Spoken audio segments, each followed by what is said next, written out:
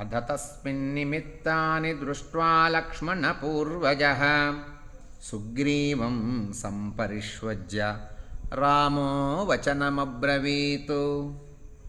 असम्मन्त्र्य मया सार्धं तदिदं साहसं कृतम् एवं साहसयुक्तानि न कुर्वन्ति जनेश्वराः।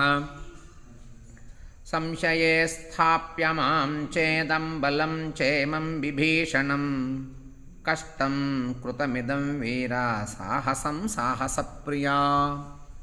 इदानीं मा क्रुधा वीरा एवं विधमरिन्दम त्वयि किञ्चित् समापन्ने किं कार्यं सीतया मम भरतेन महाबाहो लक्ष्मणेन यवीयसा शत्रुघ्नेन च शत्रुघ्नः स्वशरीरेण वा पुनः त्वयि चानागते पूर्वमिते निश्चिता मतिः जानतश्चापि ते वीर्यं महेन्द्रवरुणोपमा हत्वाहं रावणं युद्धे सपुत्रबलवाहनम् अभिषिच्य च लङ्कायां विभीषणमधापि च भरते राज्यमारोप्य त्यक्षे देहं महाबला।